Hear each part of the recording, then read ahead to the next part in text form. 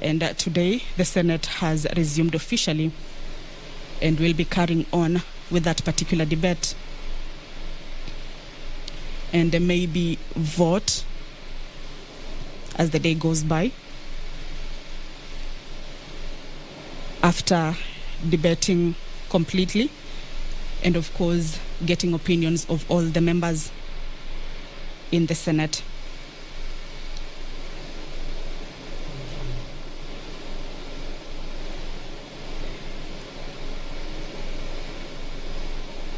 The bill on basic education, which is expected to be read for the first time in the Senate chambers, is a bill that seeks to amend the Basic Education Act to ensure that school-going children in Kenya, there is some activity at the entrance of the Senate.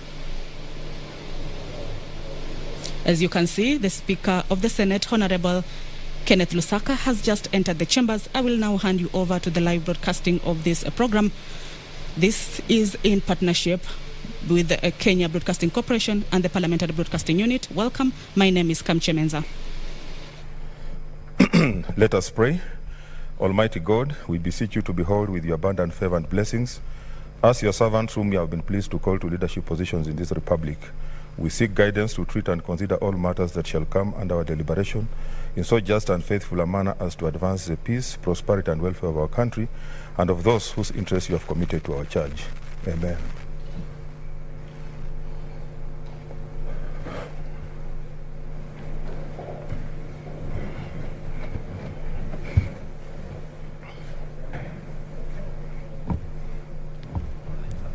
Morning.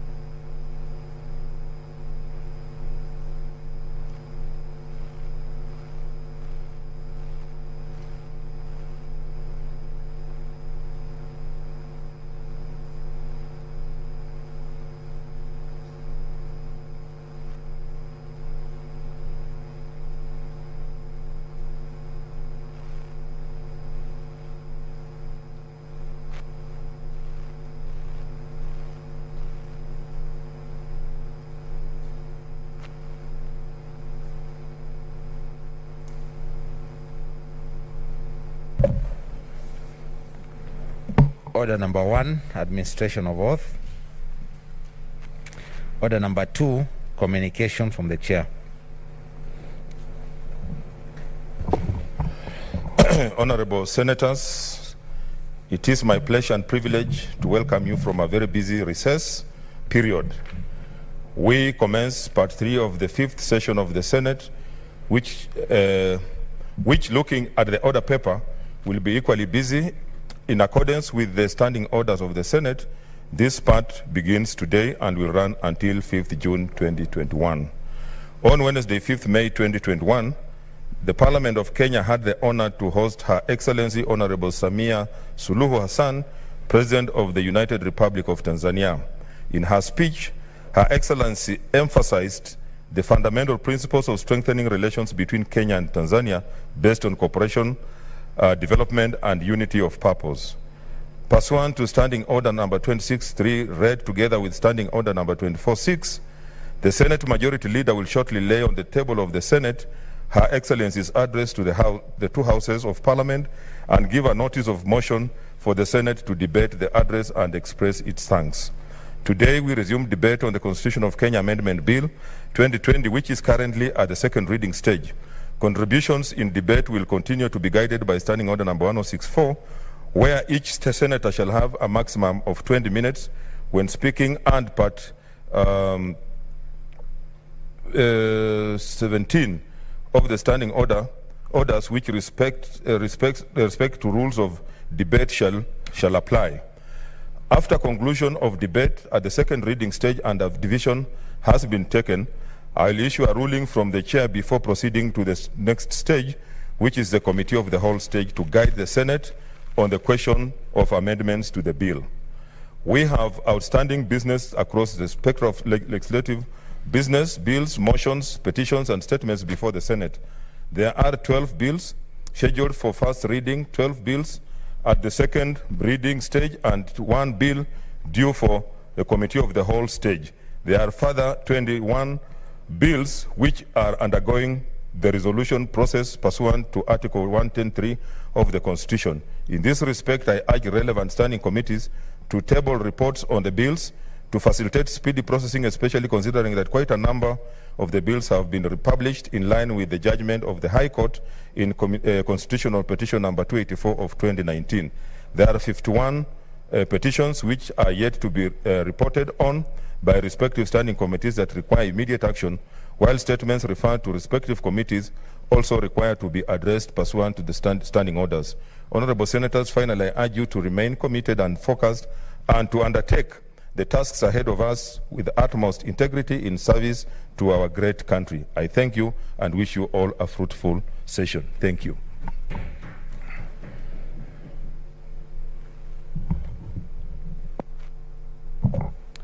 Order number 3, messages.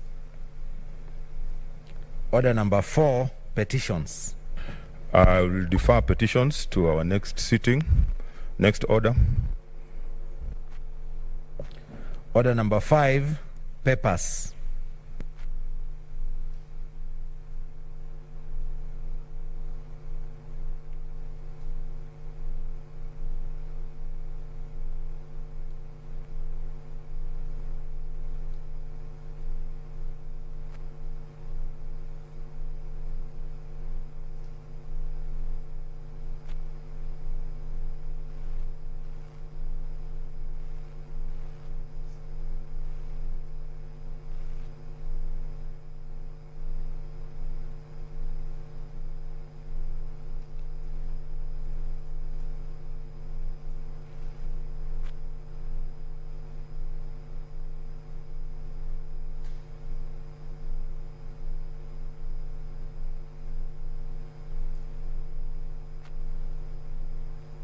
Leader of majority.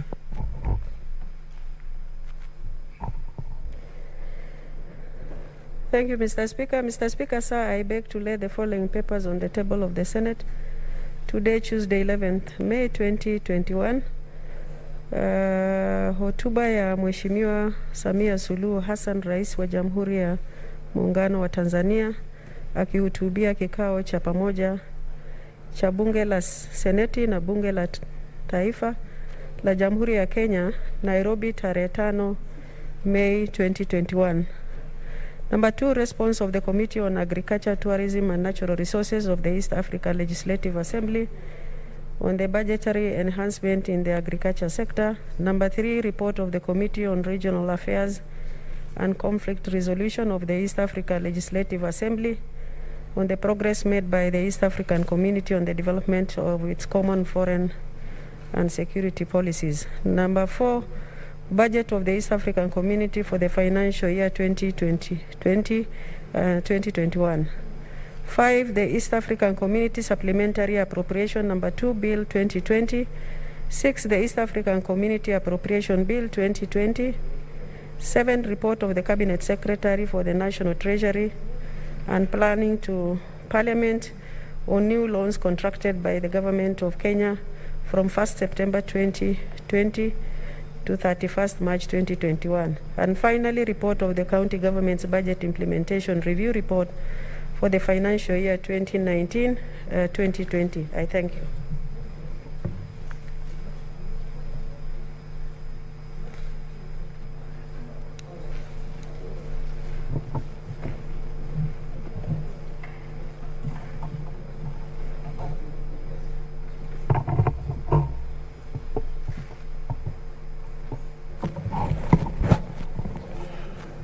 Order, Senators. Honorable Senators, Section 31(1) of the Public Finance Management Act states that the Cabinet Secretary for the National Treasury shall submit to Parliament every 4 months a report of the loans made to the national government entities and county governments in accordance with Article 211(2) of the Constitution. Further, Section 31(3) of the Public Finance Management Act provides that, and I quote, at the end of every 4 months, the Cabinet Secretary shall submit a report to Parliament stating the loan balances brought forward, carried downwings, and amortizations on new loans obtained from outside Kenya or denominated in foreign currency, and such other information as may be prescribed by regulations specifying A, the names of the parties to the loan, B, the amount of the loan and the currency in which it is expected and in which it is payable. The terms and conditions of the loan, including interest and other charges payable and the terms of repayment.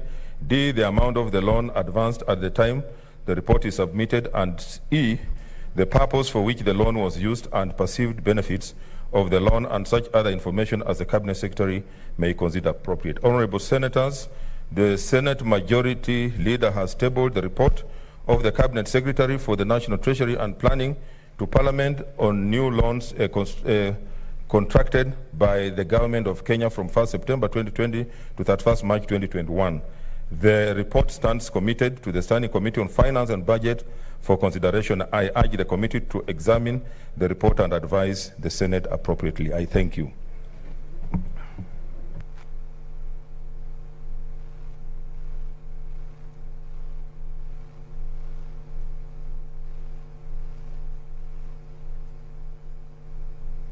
Okay, another paper to be laid. Senator Cheruiyot. Mr. Speaker, sir, I beg to lay the following papers on the table of the Senate today, Tuesday, the 11th of May, 2021. This is a report of the Standing Committee on Finance and Budget on the Salaries and Remunerations Commission Amendment Bill, Senate Bill number 31 of 2020. Mr. Speaker, I beg to lay.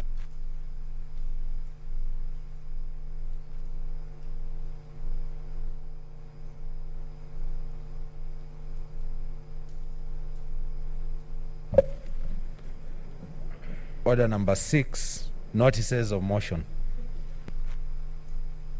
Leader of Majority.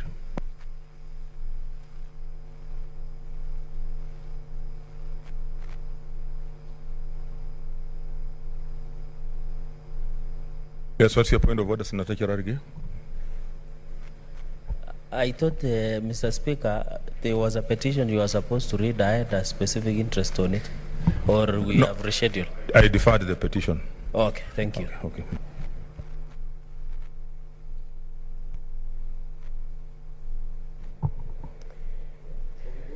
Mr. Speaker, I wish to give notice of the following motion.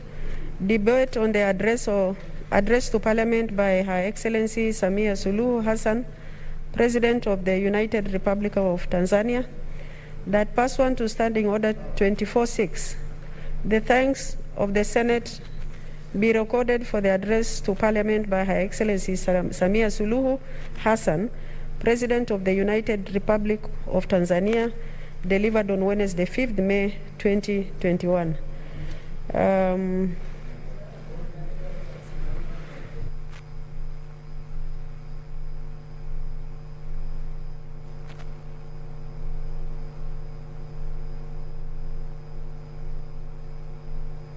Senator Msurve, your notice of motion.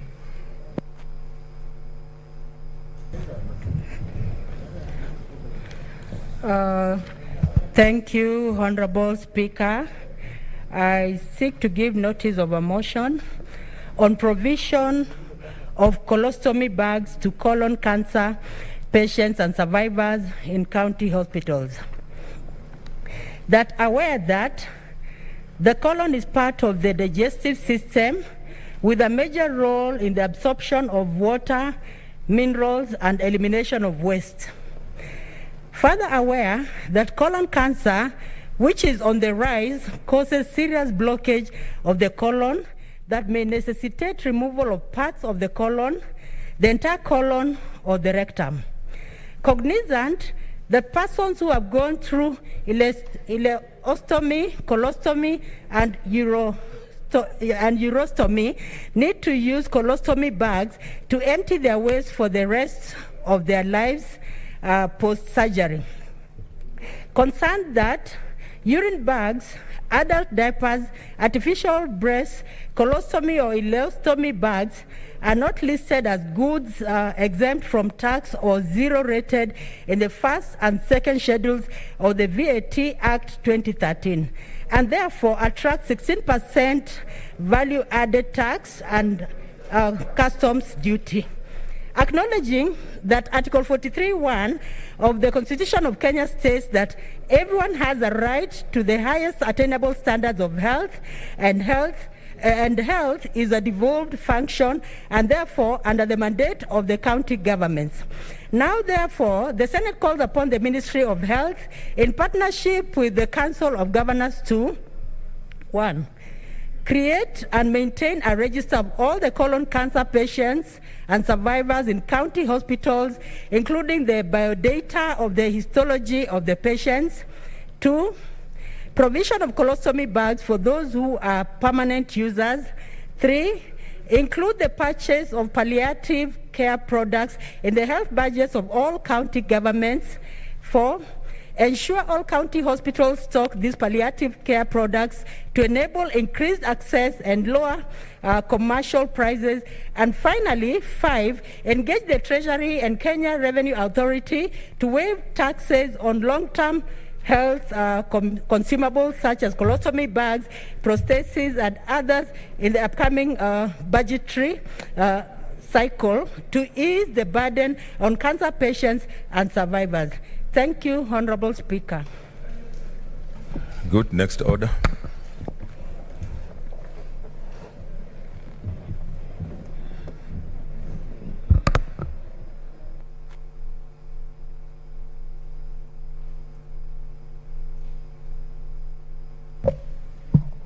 Order number 7, statements. I defer all the statements to next Tuesday. Next order.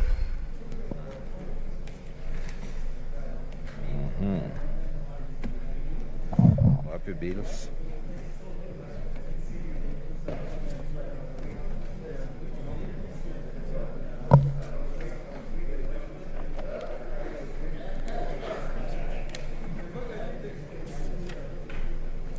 Order number 8, the coffee bill, Senate Bills number 22 of 2020, first reading.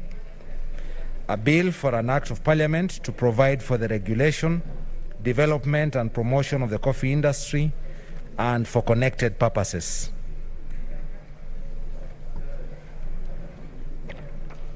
Order number 9, the Natural Resources Benefit Sharing Bill, Senate Bills number 25 of 2020, first reading.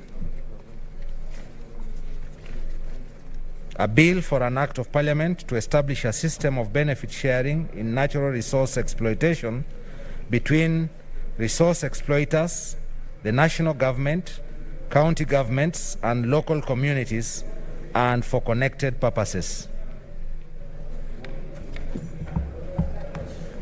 Order number 10, the Health Amendment Bill, Senate Bills number 26 of 2020, first reading. A bill for an act of parliament to amend the Health Act to enhance the functions of the Kenya Health Human Resource Advisory Council and for connected purposes. Order number 11, the Basic Education Amendment Bill, Senate Bills number 4 of 2021, first reading. A bill for an act of parliament to amend the Basic Education Act and for connected purposes.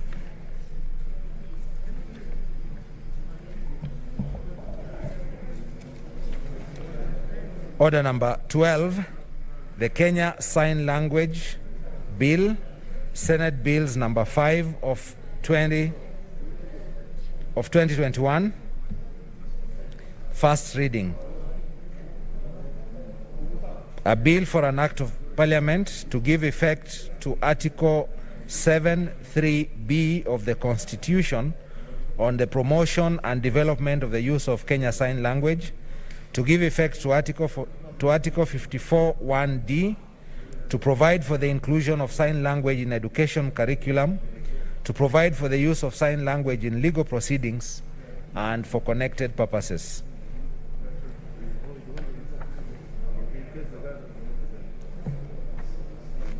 Order number 13, the County Vocational Education and Training Bill, Senate Bills number 6 of 2021, first reading. A bill for an act of parliament to provide a framework for the establishment of systems for the administration of training in vocational education and training within a county and for connected purposes.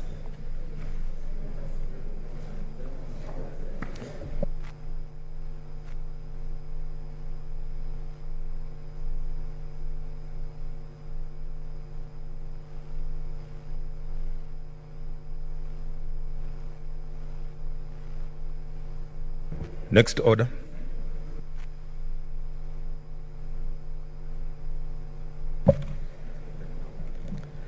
Order number 14, the Constitution of Kenya Amendment Bill 2020, second reading, resumption of debate.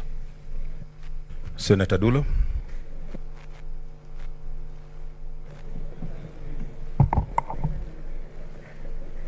Thank you, Mr. Speaker. Mr. Speaker, I wish to take this opportunity. What's your point of order? Mr. Speaker, maybe before Senator Dulo proceeds with her contribution, there was a small matter that we had submitted some amendments, myself and other colleagues. So you Order, Senator Cherargei. I already made a communication on that. I'll be giving a communication. Oh, you'll be giving the ruling? Yes, the ruling. Okay, that is just sort of clarification, and I don't think it is an offense.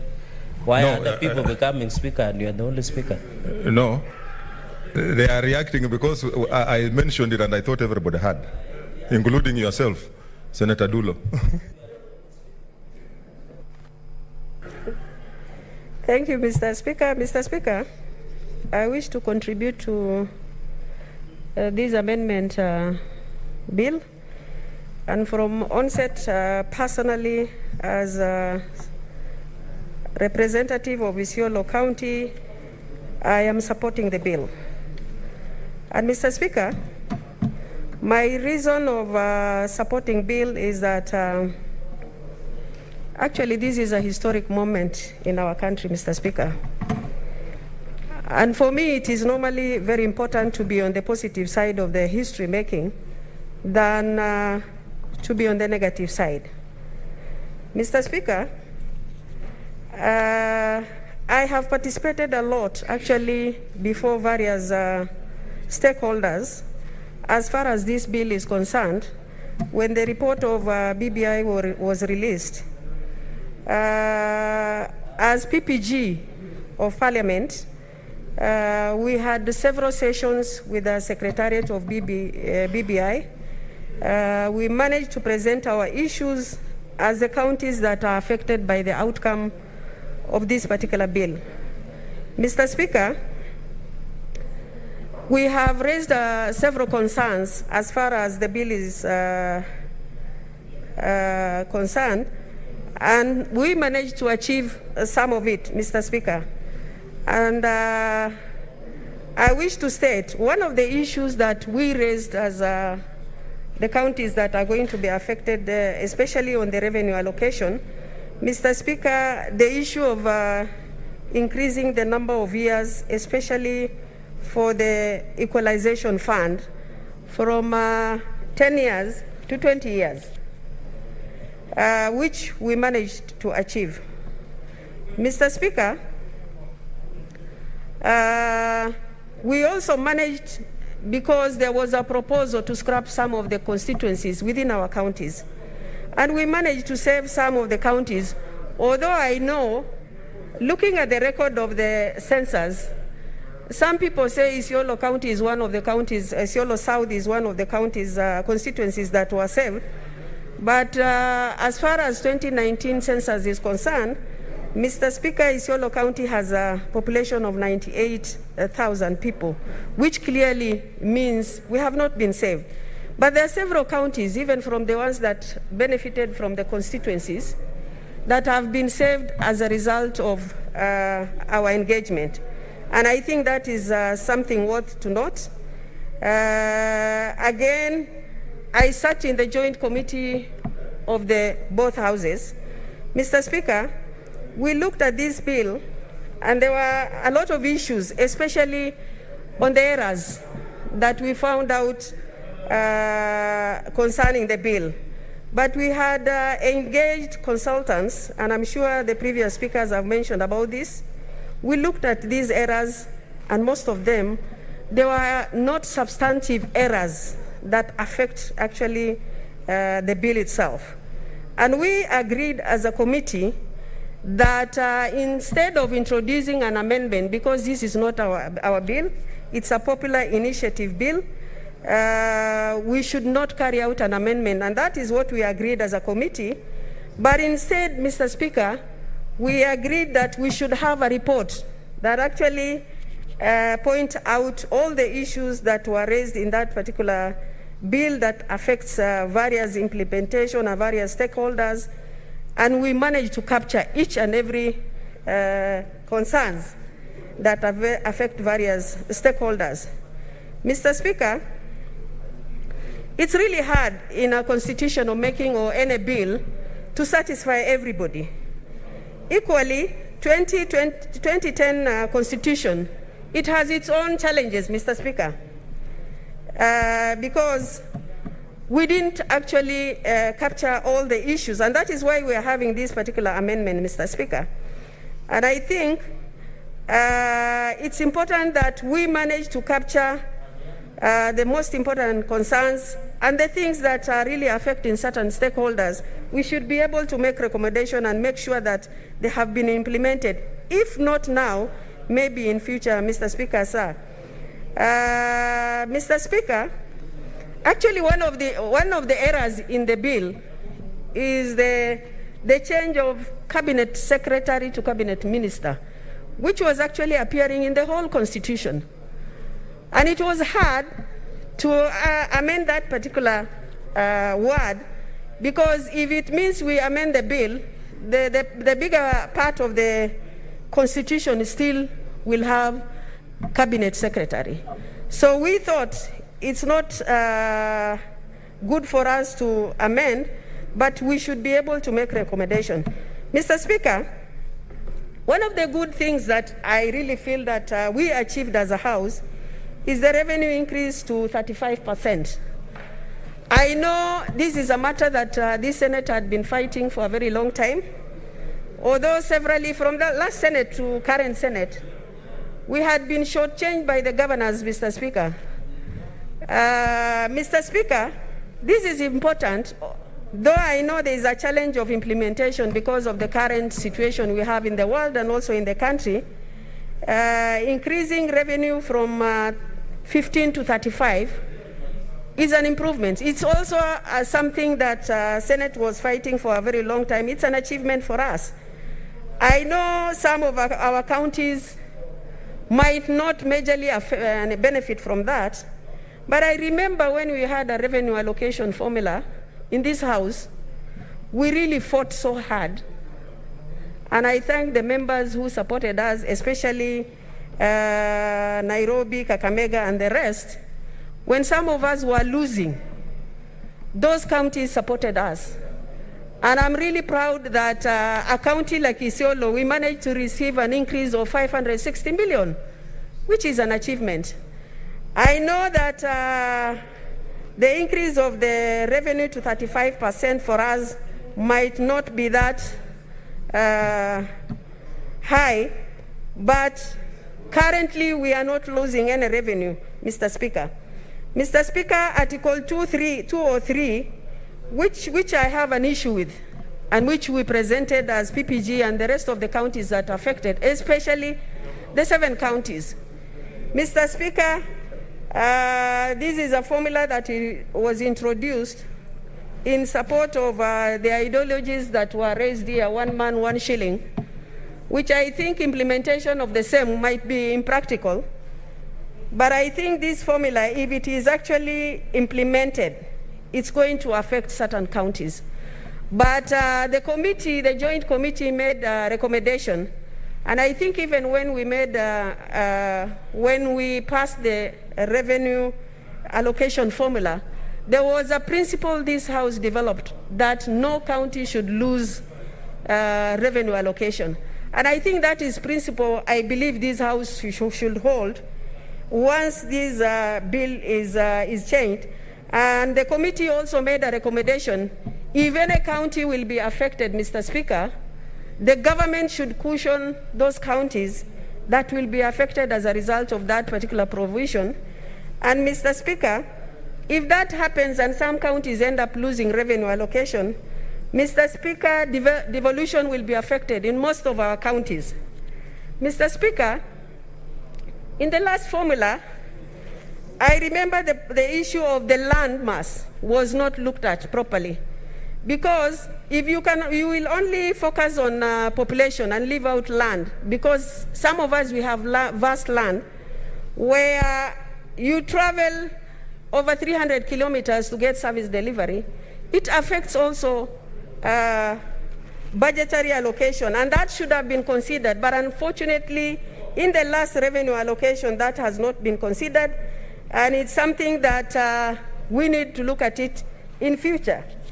Mr. Speaker, even in the formula, population census, some counties like Isiolo County, we have a lot of issues, especially matters affecting boundary disputes. Mr. Speaker, over the years, we've been fighting with our neighbors just because of interference with the boundaries. And that affected census in 2019, because some counties were some individuals were counted to the neighboring counties or in the areas that we had contestation, and we lost a lot. This is a matter that we have really presented to the government to try and solve boundary dispute issues that is affecting also our population. I remember Senator Mutula Kilonzo coming up with a bill to look at the boundary issues, but unfortunately some interested parties made sure that bill doesn't go through. And I'm still appealing that development and also so many other factors will be affected if boundary issues are not resolved in this country, Mr. Speaker. So I think that is something we'll continue fighting on to make sure that there is sanity is brought back to our counties. Mr. Speaker, the other point I wanted to contribute to is the matter of constituencies. Matter of constituencies we have discussed at several lengths. Mr. Speaker, we have even made presentations. There were some counties that are left out as far as allocation of those constituencies are concerned. For example, if I may actually bring out the issue of Isiolo North, Mr. Speaker, looking at the figures that we have, Isiolo North, we should have had an extra constituency, but that was left out. And I think we have to really look at these issues of constituency critically. IEBC raised a lot of concern. We had a very lengthy discussion on the same, Mr. Speaker. The issues of constituency is going to affect service deliveries in most of our counties that are left out. Mr. Speaker, I appeal to the relevant authorities that something needs to be done as far as constituencies are concerned. And Mr. Speaker, with that, I wish to support the bill, and I hope the recommendation by the committee, which is actually a very huge document and very important recommendations that the committee made as far as the issues are concerned, will be implemented even when this bill is going to be passed by this House and also during referendum. I thank you, Mr. Speaker. Senator Mwenye Haji.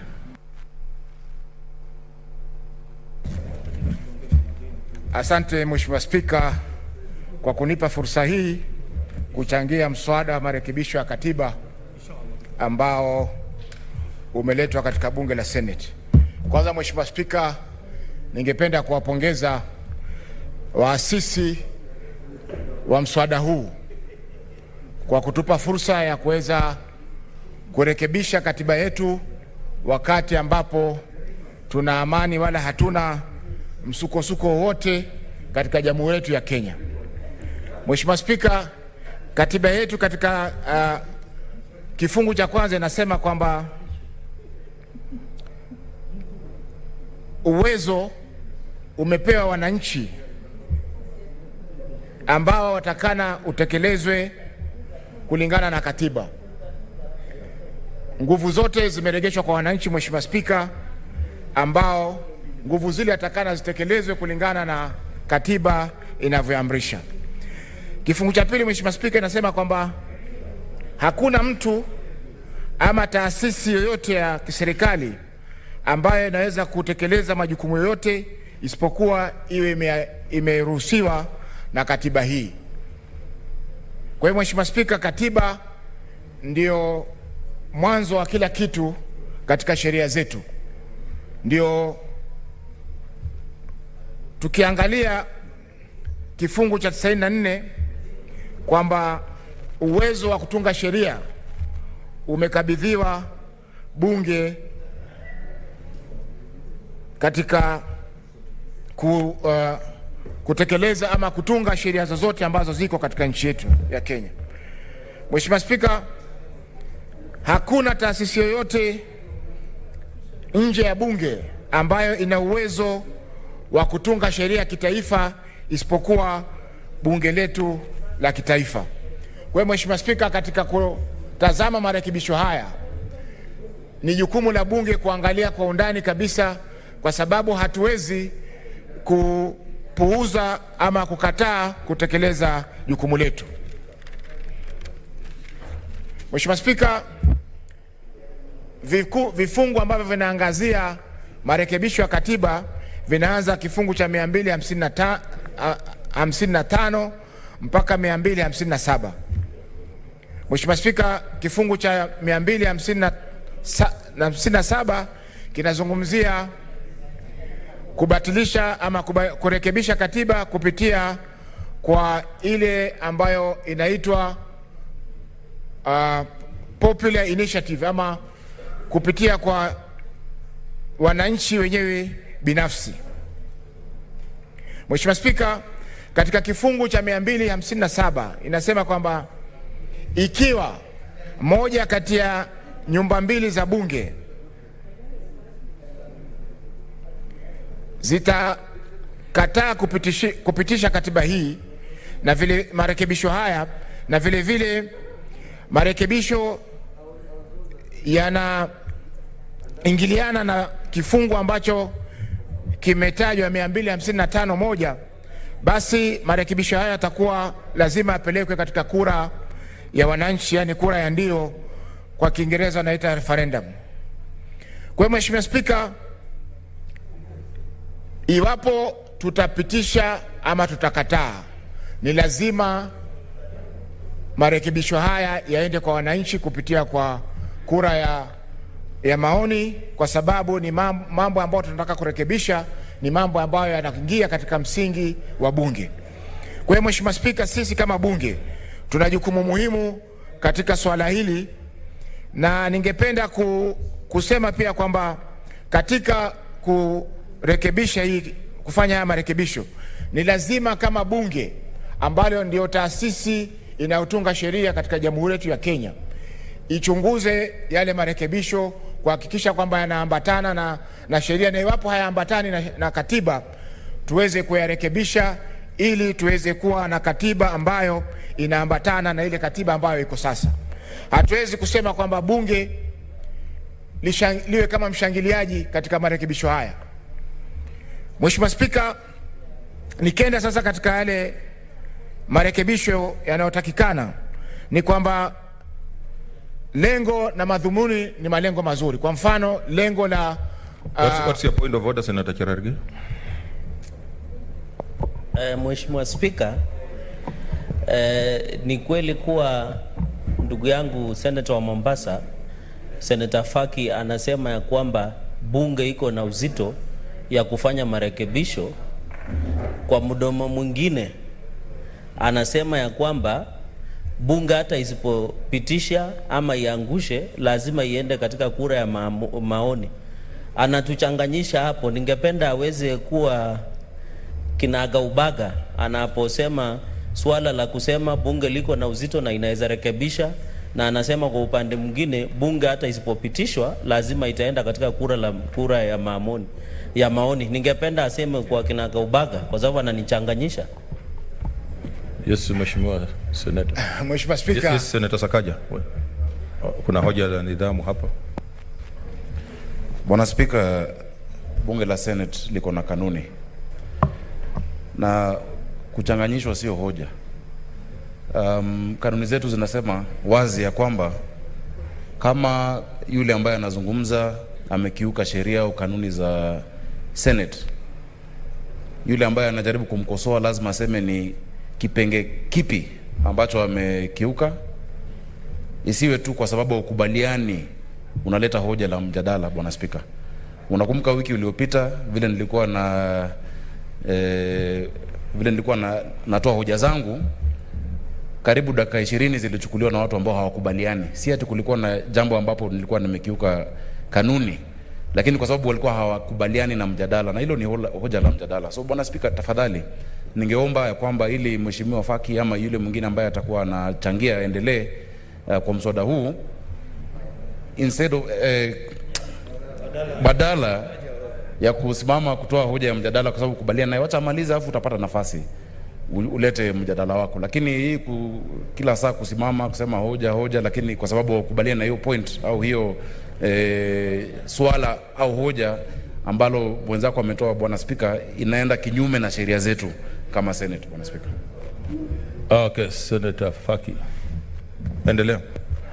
Mheshimiwa Speaker, nampongeza Senator Sakaja kwa kusahihisha swala hilo. Mheshimiwa Speaker, nilivyozungumzia mimi ni kuwa nimetaja vifungu viwili vya sheria vya katiba ambavyo vinagongana kusema kweli, Mheshimiwa Speaker, kwa sababu ukiangalia kwamba bunge ndio taasisi inayotunga sheria katika Jamhuri ya Kenya, na sheria yote ambayo inaletwa katika bunge ni lazima ipitie vipindi vyote vya kutunguza sheria ile, iende katika kusoma mara ya kwanza, iende katika kusoma mara ya pili, na mwisho iende katika kifungu cha 3 ambapo inaweza kupitishwa ama inakataliwa. Kwa hivyo katika vifungu hivi vitatu, majukumu ya bunge ni nini? Je, bunge ni kuangalia tu na kama mshangiliaji na kuacha, ama bunge lina jukumu la kuweza kuichunguza sheria ile na kuona kwamba inaambatana na katiba kwa sasa, na vile vile inaambatana na zile sheria nyingine za kimataifa ambazo zinahusika na zinatumika katika nchi yetu ya Kenya. Kwa hiyo Mheshimiwa Speaker, hakuna kuchanganyika kokote hapo ambako Senator wa Nandi ameweza kuchanganyika. Mheshimiwa Speaker, nikizungumzia vile vipengele tofauti, nimesema kwamba malengo ni mazuri, lakini je, tutaweza kurekebisha, tuweza kutekeleza malengo yale ambayo yametangazwa kwamba tunataka kujumuisha kila mtu katika nchi yetu ya Kenya. Lakini tukiangalia kwa sasa ambapo pia sheria ziko, bado hatujakuwa na ujumuishaji wa kila kabila ama kila taifa katika nchi yetu ya Kenya. Mheshimiwa Speaker, tukiangalia katika makazi yanayotolewa, zile kazi kubwa ambazo zinatolewa ni kwamba zinalenga jamii moja. Majuzi tulikuwa Kupwani kule na kamati ya uwiano ikiongozwa na Senator Shionga, ambapo tulikuwa tuangazia swala la kuajiriwa kwa mkurugenzi mkuu wa Kenya Maritime Authority, na tuliona pia kwamba pale kwamba Mheshimiwa Speaker, japokuwa mkurugenzi yule hakuwa amehitimu kupata kazi ile, alikuwa amepewa kazi ile kulingana na vile wakubwa wake wote katika wizara ya usafiri wanatoka katika jamii moja na wanatoka katika eneo moja. Kwa hiyo Mheshimiwa Speaker, hili swala la inclusivity, yani kujumuisha kila mtu katika Kenya, je, litaweza kutekelezwa kisawasawa? Kama sisi watu wa Pwani tutaweza kupewa nafasi moja ya prime minister ama nafasi moja ya deputy president kama watu wa Pwani, Mheshimiwa Spika? Wakati sasa, Mheshimiwa Spika, inaonekana tunabaguliwa wazi. Hata zile nafasi za kuteuliwa kwa mfano katika bunge, sisi watu kama watu wa Pwani, Mheshimiwa Spika, hatuzipati.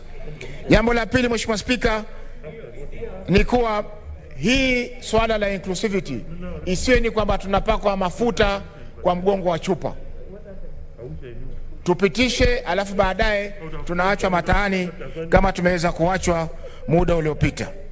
Jambo la pili, la tatu, Mheshimiwa Spika, ni ofisi ya ombudsman katika taasisi ya mahakama. Mheshimiwa Spika, taasisi ya mahakama, Mheshimiwa Spika, inatakana iwe iko huru bila kuingiliwa na taasisi yoyote ama na upande wowote katika masuala haya. Mheshimiwa Spika, kuwepo kwa huyu anaitwa ombudsman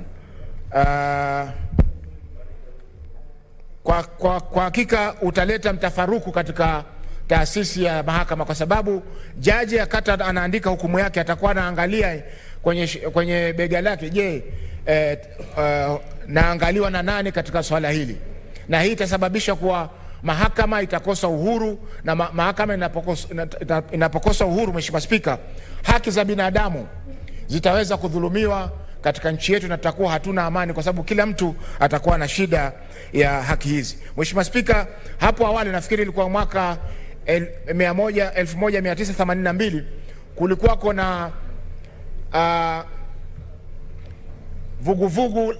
kulikuwa na mswada bungeni wa kubadilisha katiba. Kama sikukosea, ilikuwa inataka kuondoa ile inaitwa kwa Kiingereza security of Kenya ya majaji wa mahakama zote za Kenya. Mheshimiwa Spika, wengi walioko katika chama cha mawakili wa Kenya walipinga swala hili kwa sababu ilikuwa inapunguza uhuru wa majaji kusimamia swala hili. Mheshimiwa Spika, mahakama ni taasisi ambayo inafaa iongezewe nguvu kuliko kupelekewa makachero ama majasusi wa kuweza kuwachunguza majaji wanafanya nini. Mheshimiwa Spika, tatizo kubwa la mahakama hivi sasa ni kwamba wamepunguziwa ruzuku, na katiba ilikuwa imeweza kufikiria kwamba mahakama ili iwe huru na iamue haki kisawasawa ni lazima iwe na fedha zake peke yake, iwe na uwezo wake wa kufanya kila jambo. Lakini kwa sasa, Mheshimiwa Spika, mahakama zetu zimefungwa na upande wa utekelezaji, yani executive, na hivi sasa ni kwamba mahakama hazina uhuru wa kutosha kuhakikisha kwamba wanatekeleza majukumu yao kisawasawa.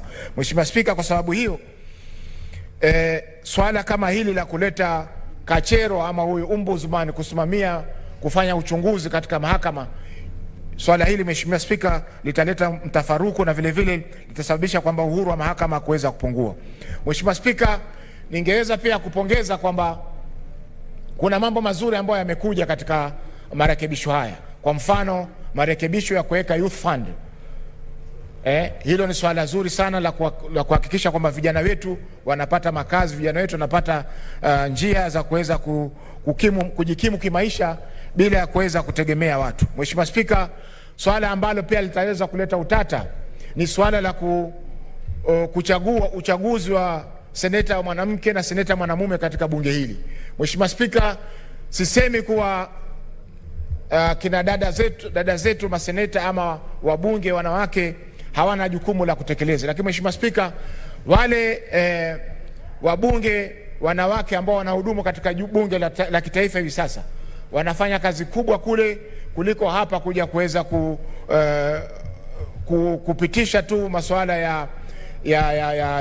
ya fedha na masuala mengine ambayo hayana uzito wa moja kwa moja kwa yule mwanamke aliyeko na vijana walioko katika nchi yetu ya Kenya. Mheshimiwa Spika, zile fedha ambazo wanapata viongozi wa kina mama katika bunge la kitaifa zinasaidia pakubwa kutatua matatizo ya kielimu, matatizo ya kiuchumi na matatizo mengine ya huduma ambazo wanapata wananchi kwa sasa. Kwa hivyo tukiondoa kule tuwalete katika bunge la Senate, ndio tutajaribu kutekeleza ile tunaita usawa wa jinsia katika nchi yetu na bunge letu, lakini kwa hakika Mheshimiwa Spika, itakuwa ni hasara kubwa kwa vuguvugu la kuwapa nguvu kina mama. Mheshimiwa Spika, kwa kumalizia ni kuwa swala la maeneo bunge, Mheshimiwa Spika, ni swala ambalo pia limeleta utata kwa sababu halijatolewa kiusawa.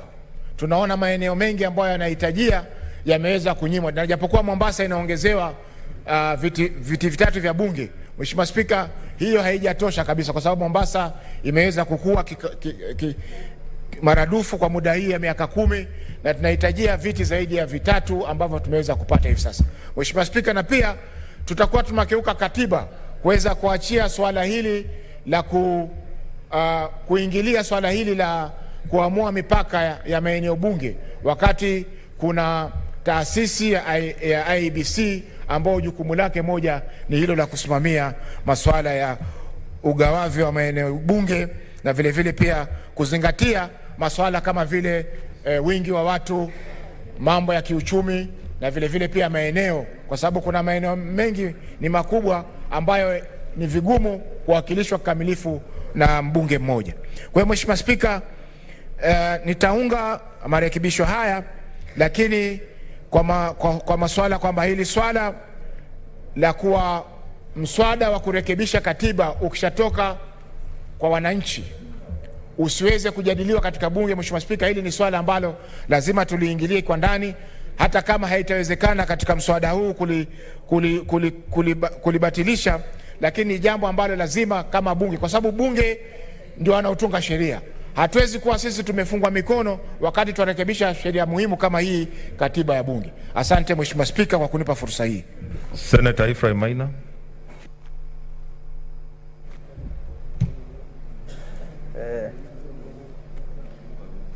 Thank you, Mr. Speaker, for giving me this opportunity to contribute to this important historic bill in our country. Mr. Speaker, the constitution making is about the most important thing in any country. And Mr. Speaker, we made the 2010 constituencies, and I, for one, had issues that I felt were never covered. And the issues, one issue I can name outright is the issue of constituencies, Mr. Speaker. Therefore, this bill is intending to actually try to mitigate some of the things that were not right. And even now, there are things that will not be right after this bill, which we expect will be handled later. Mr. Speaker, I like to support this bill, I must also, Mr. Speaker, point out some of the things that we will still need the Kenyans and us to bear in mind as we move forward. Mr. Speaker, the basis of democracy is one man, one vote, Mr. Speaker. And any country that wishes to have justice to its populace must try to achieve that. Mr. Speaker, in the 2010 Constitution, I actually ended up personally going to court, a case that has never been concluded to this day, because I felt that, especially my area, Nyeri County, we were left actually unfairly, whereas we felt we needed a constituency. Mr. Speaker, as I speak, I must say, even now, the area that made me go to court, the area that is known as Kieni in Nyeri County, is still left without a constituency.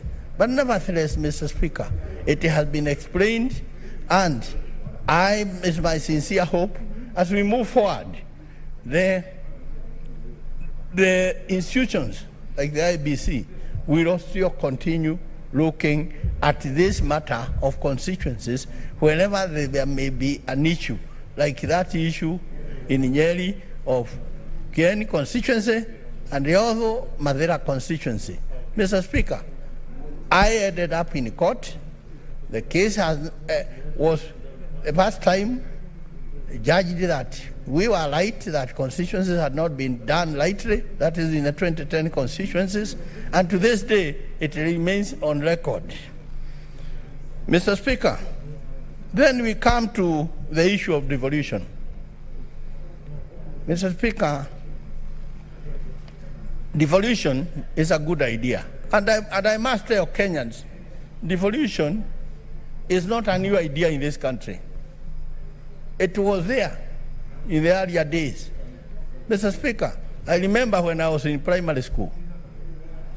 And Mr. Speaker, I believe, try to recall in your mind, and the others who may have been there in the 1960s and the early 70s.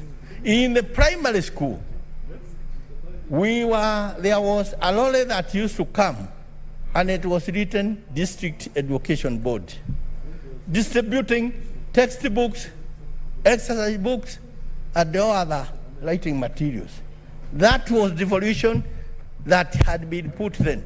And this is the idea we have been trying to actually, try to mind ourselves and see whether we can reintroduce. And Mr. Speaker, at the same time then, the then district commissioner, who was in charge of a county, of the present day counties, had various departments, agriculture, health, security, roads, and they all used to be done at the district headquarters. In Manyeri County, the district works officer used to be dealing with all matters of local roads and all this. This is the same idea we have tried to introduce. But Mr. Speaker, I want to warn in this House, and even the country, we have been talking of corruption.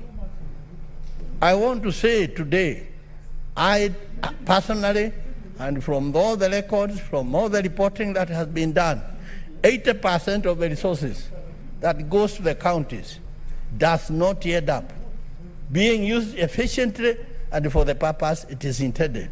Mr. Speaker, we must, and we should have done, looked into a way of having a framework that will ensure that the resources that we fought here, that we fight here, as we witnessed, goes into being used efficiently and for the purposes of the ordinary man.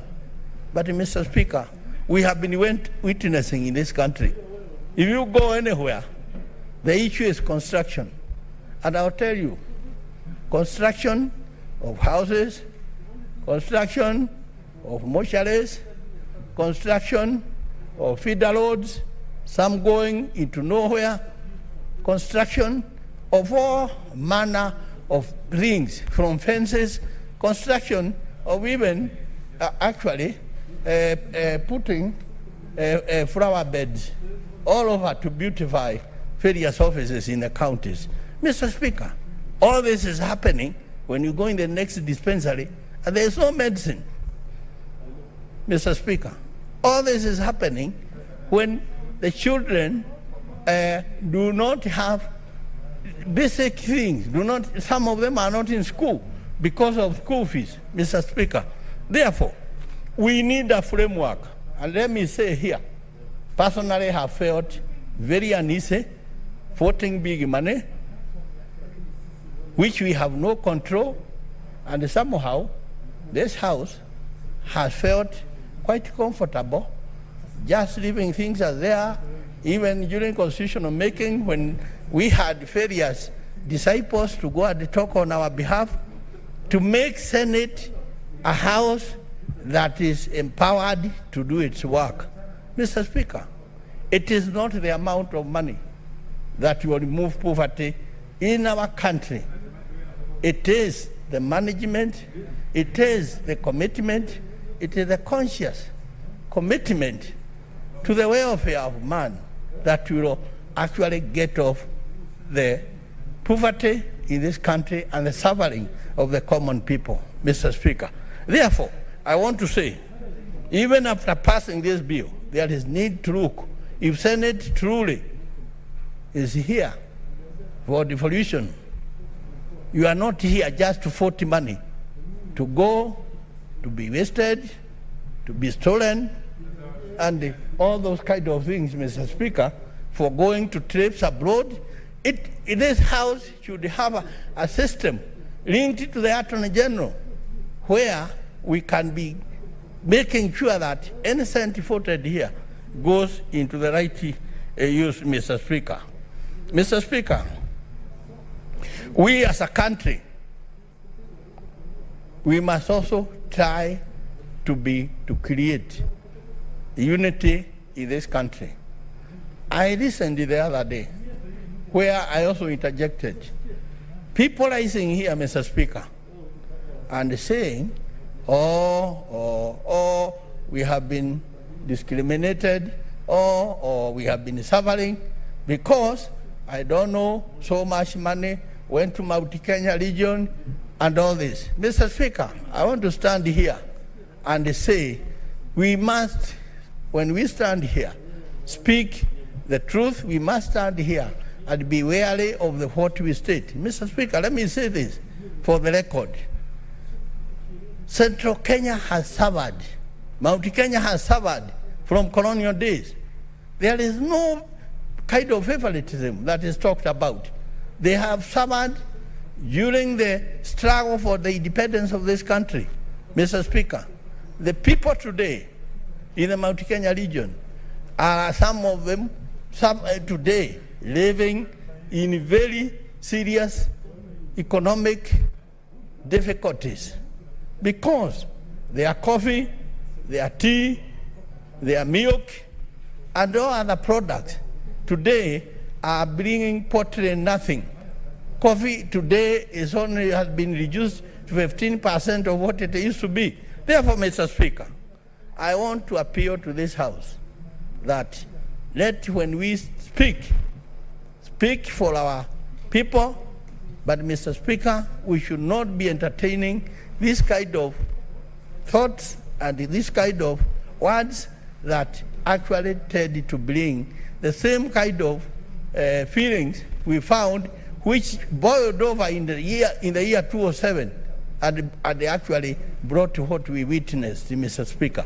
But I want to go on record that Mount Kenya has not actually enjoyed any favoritism at all. If anything, Mount Kenya has been contributing through their GDP into the development of this country. They have been contributing into the services that even others enjoy, and we are proud to. But we don't expect leaders should be stand here and try to create that misconception, Mr. Speaker. Mr. Speaker, going back to the issue of the devolution, I want to say I'm not convinced, and I want to go on record that the way we have approached devolution, it will succeed. Mr. Speaker, succeeding is not going in a county and seeing a big building, written governor's office or the county government office. It is not going and seeing a 4-story house with flowers all over at the lights at night, lighting the flowers. That is not the devolution that we envisaged, that Wajiko envisaged. Devolution, Mr. Speaker, is when we will happily carry this country with us and actually make sure that the resources go for the people. Today, the counties have been given about 3.6 trillion shillings since its inception. That kind of money should have actually by now have created good services for the people. And to my mind, things to do with health, things to do with education, things to do with the survival of the people, like the small traders, things to do with agriculture, improvement of agriculture. Mr. Speaker, I feel dismayed when I see some counties.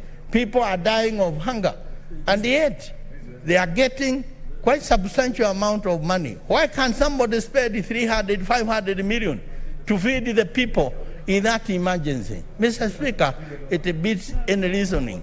But once again, I want to caution this country, unless we can seal the loopholes of corruption, we can seal the loopholes of all the things, Mr. Speaker, and Kenya will be Kenya when you see a couple of ministers, a couple of governors, a couple of senators, a couple of members of parliament, a couple of these big whims in actually behind bars in a committee serving for squandering public resources.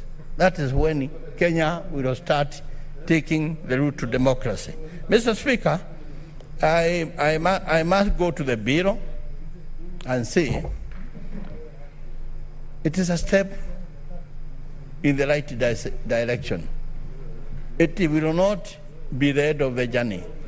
And therefore, Mr. Speaker, I rise to support this bill, and Mr. Speaker, hope that all the sentiments that have been expressed will be taken into account into the future as we go ahead, Mr. Speaker.